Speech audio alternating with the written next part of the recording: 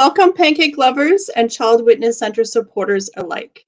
We are so excited to have you joining us for our 24th annual Pancake Lunch, 40th anniversary edition. I'm not sure if you're counting, but that is a lot of pancakes.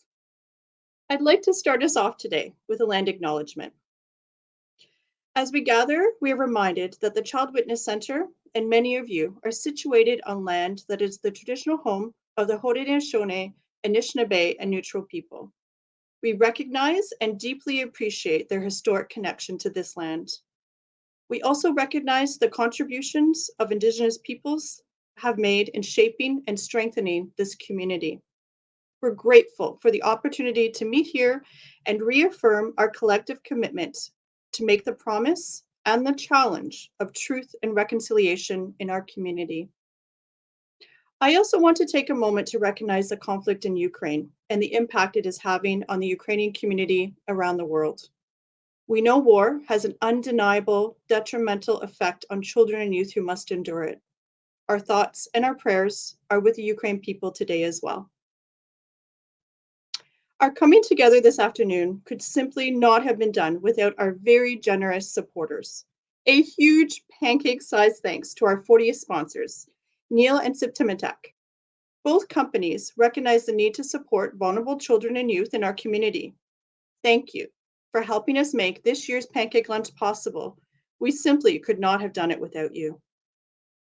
Lastly, a big shout out to our generous sponsors, donors, and you, our ticket holders.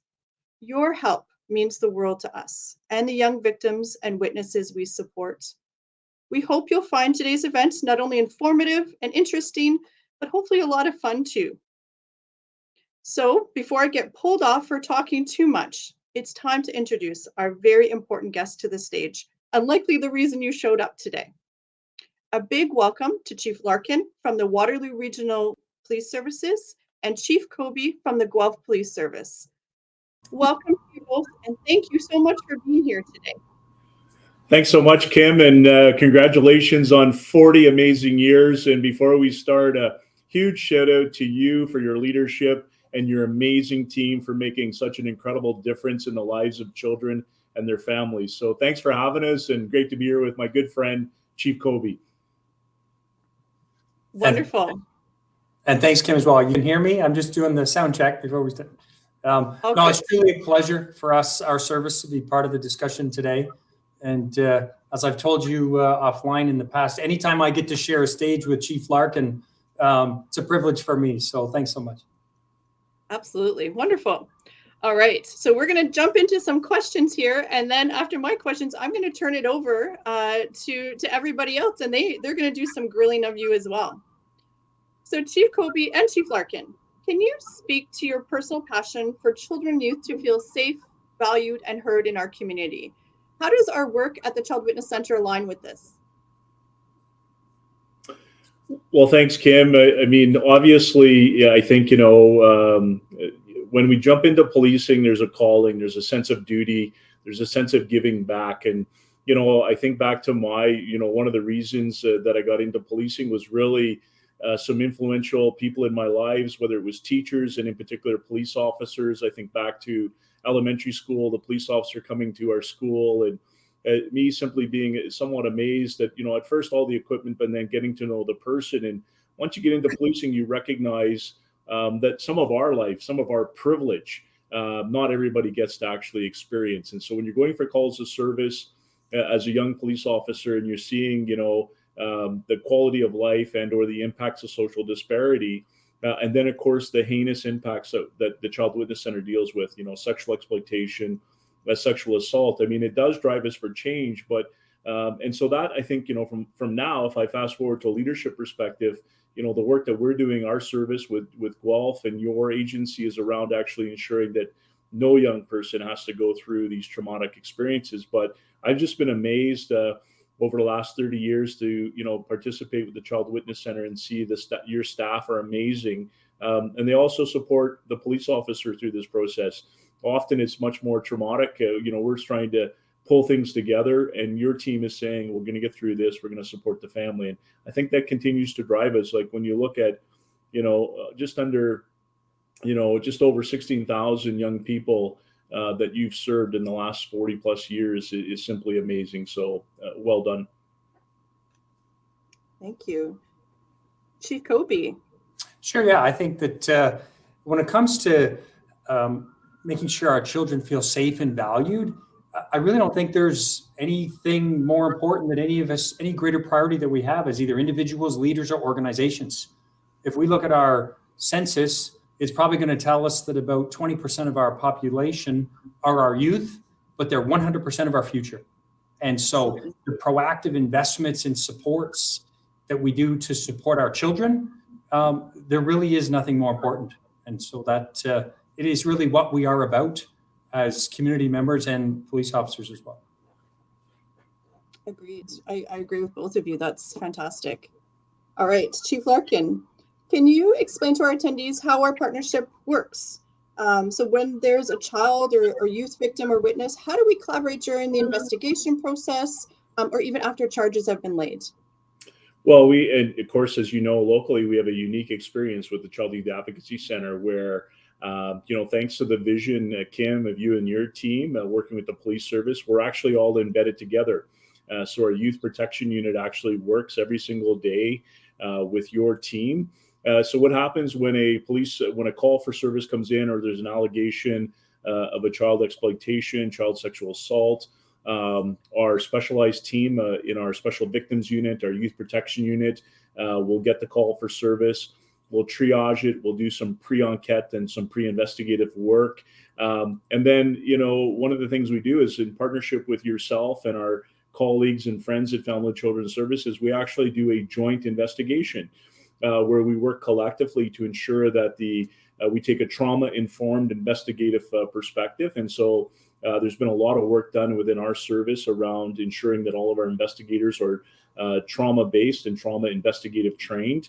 And so we'll actually work with the family, with the young person, the victim, the survivor.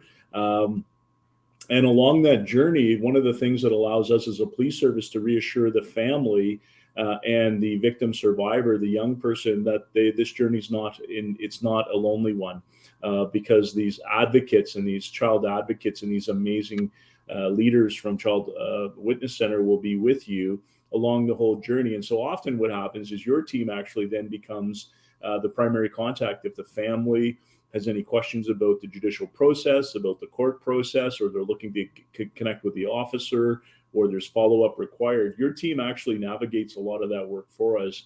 And I think that, by taking that collaborative wraparound approach from the get-go, the outcome is much better. We can't control the judicial system or the outcome. All we can do is do our best to prepare to ensure that democracy is well served. But the most important thing, as Gord alluded to, is that the young person, the survivor, is supported all the way through this, regardless of the outcome, because what we want to do is see that young person thrive, to survive, and actually come out of this in a better place. And so that happens every single day. So we have a team that is totally integrated. They share a workspace with you.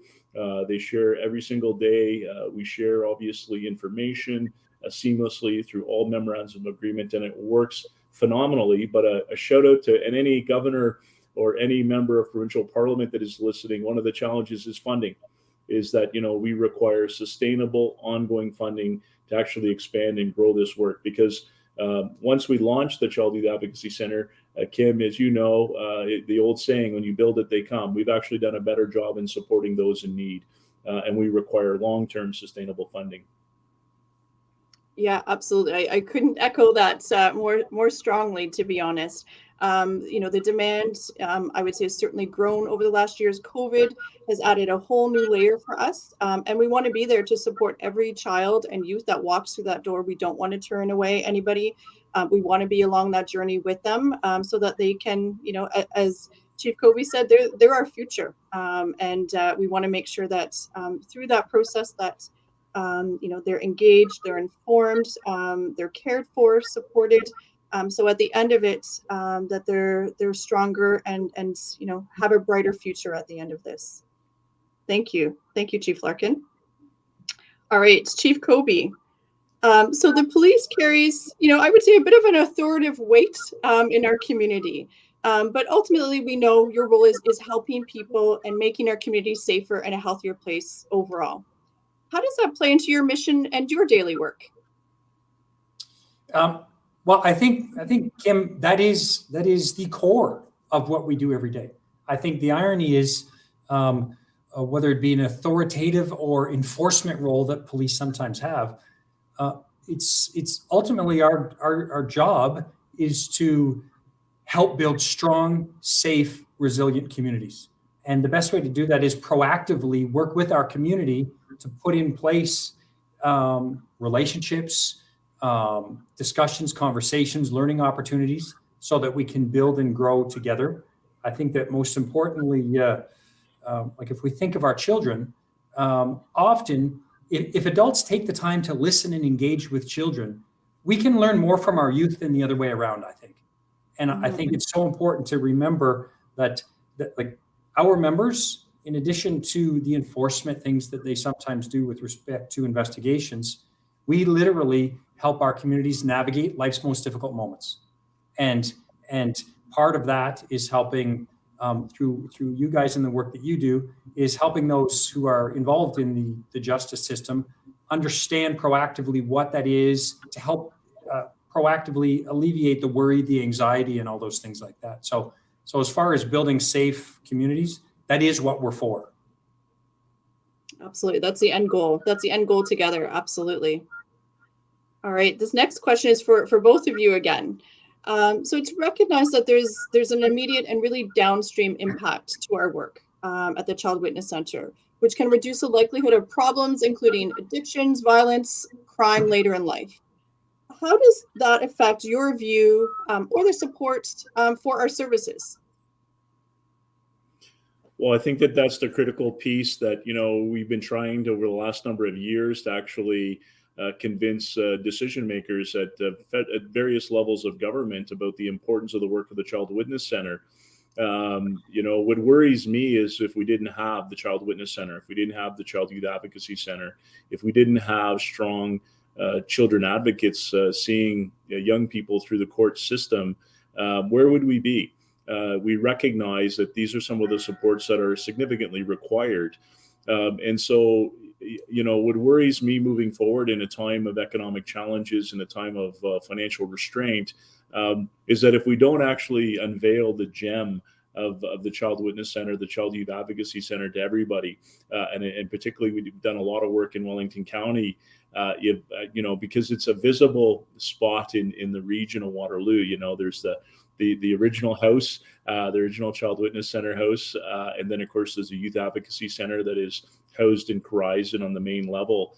I think it's extremely important because if we didn't have it, we know that the outcome, all of the evidence supports investment in, obviously this significant piece. Obviously, there's a reactive thing that's happened. There's a terrible thing that has happened. It's unimaginable. So the police are involved, Family and Children's Services are involved, and then of course the Child Witness Center is involved. But the success, the outcome is not what the police service is doing. The success is what the Child Witness Center is doing, because that's the, again, emotional care, support, the healing, and really the journey of feeling supported through all of this. And I think that that's one of the key pieces. I'm hoping when people leave here, and all of our amazing sponsors and all the amazing people participating and those that have come in past years, we need your voice. We need your support to continue to grow the work of the Child Witness Center. Thank you, Chief Larkin. Chief Cobey, anything to add there? Yeah, I just think the proactive support, like I suspect the vast majority of everyone listening today, they're adults. And so imagine if as an adult, you were the victim or a witness to a crime, and you had to wonder, what does that entail? How do I, like, testifying in court and all those questions and anxieties?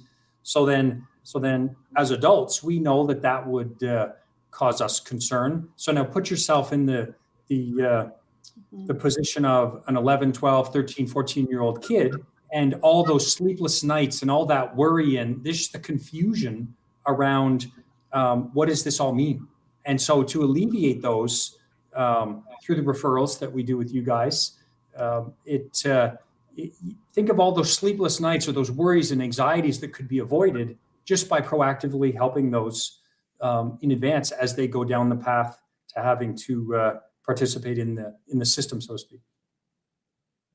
Yeah, absolutely, Chief Cobey. I couldn't agree with you more. It's daunting enough, even thinking of walking into a courtroom for a parking ticket, never mind a 6-year-old child that we're expecting to talk about and disclose, horrific events that they've experienced, and to do that alone. And so our goal really is to be there, throughout that journey. Unfortunately, we can't have prevented perhaps what happened. It's already occurred. We can't change that. But we have an opportunity together to be able to change the trajectory of that child's future and make sure that that trauma is managed, is dealt with, and that they have a much brighter future. And really the goal is to do that together. It's a collective goal that we have at the Child Witness Center with our police services and certainly our broader community, that we want a brighter future for all of us and our community, very broadly. So now I'm going to shift gears a little bit before we get into some questions from everybody else. I'm curious to hear what led both of you to pursuing a career in the police force. Did you ever imagine that you were going to be a police chief? Was it a childhood dream? So never imagined that I would be the chief of police. And I think most people on the call are probably still figuring out or wondering how I became the chief of police, for those of them that know me well.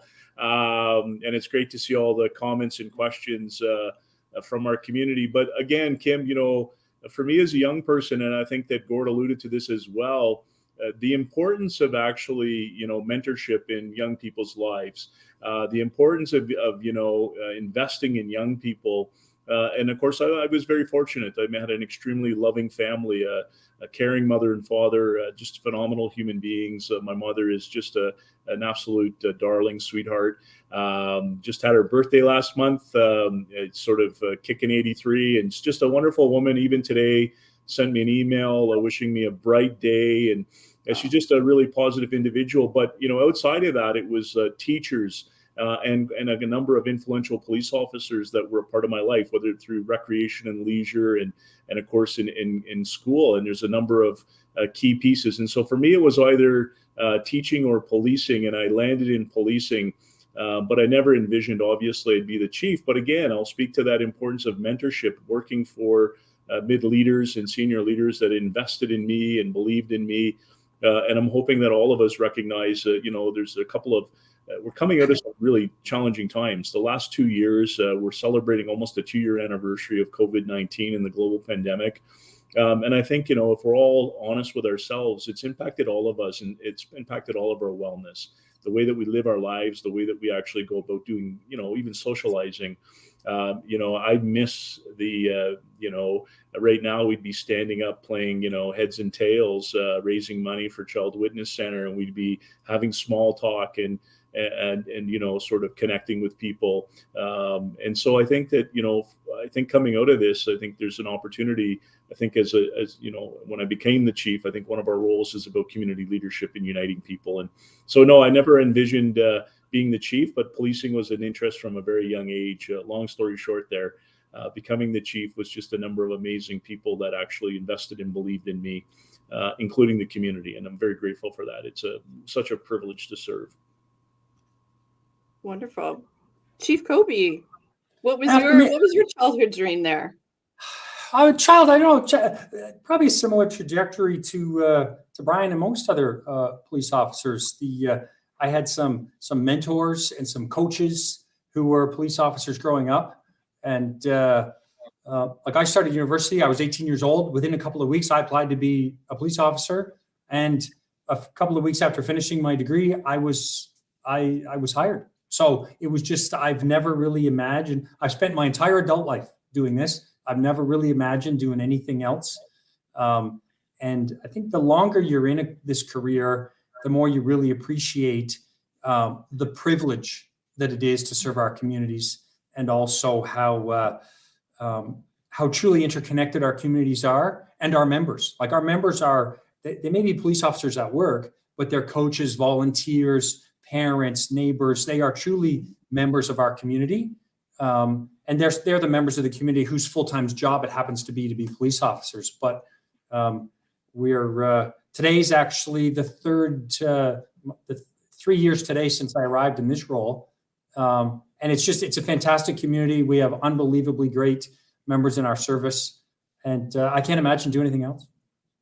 Well, congratulations, Chief Cobey, and thank you both for your leadership.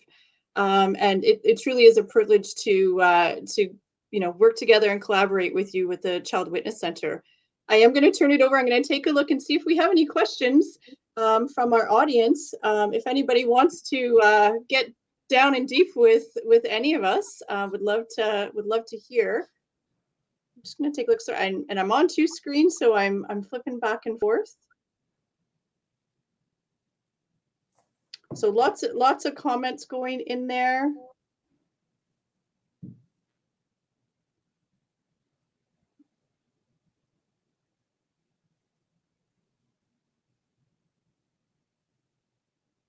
Lots of congratulations. There's a question here I see from Jim, and maybe I'll call that one out. So asking about COVID-19 and how it's added any stress to the organization. And I think, Chief Larkin, you mentioned it already right at the top in terms of how COVID has impacted all of us.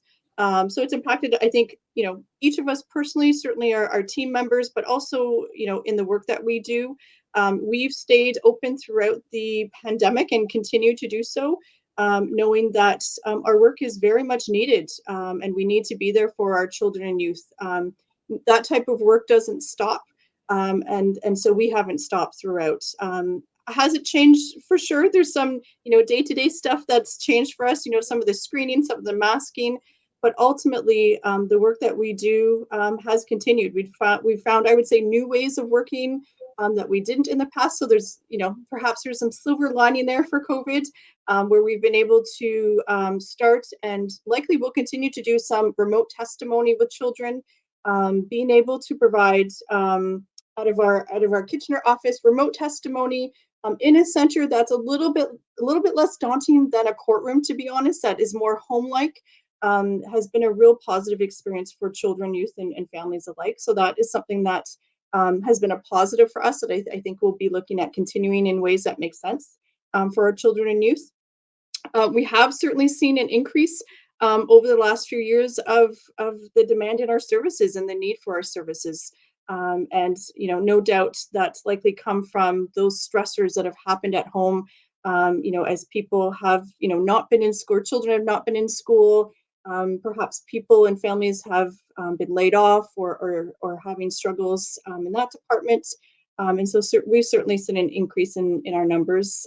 But we have been steadfast in our work and our support of children and youth throughout, just as our wonderful police services have as well, and many other community partners.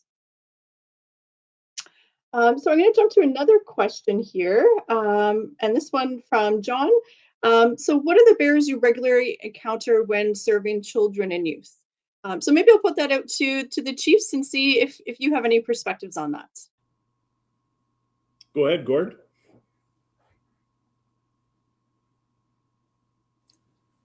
Sure. I think probably most importantly, it's making sure that our children, our youth, and our whole community, they truly understand what we do. And there's so much unknown around like working with people in the justice system. And it's, for us as police officers, it's what we do, it's what we know. But for so many people, they're just not used to it. So I think it's about developing positive relationships, about developing trusting relationships. And then from those trusting relationships, then we can navigate through the path as far as whatever the justice system issues, whatever issues we're dealing with, it's rooted in that community, that connection, and those trusting relationships. Yeah, absolutely. Thank you. So there's a bunch of questions coming in now, of course, all at once. So Nicole is asking how community members can get involved with supporting the Child Witness Center. So there's many ways, Nicole, that we look for support from our community, and we really do see it as kind of a community network of trying to support our children, youth, and families. And I know Chief Larkin already mentioned it, and I don't want to harp too much on it, but the Child Witness Center receives only about 20% of funding from government funding. So that means 80% of our funds to keep our doors open comes from our community, comes from donors like yourselves, come from events like this.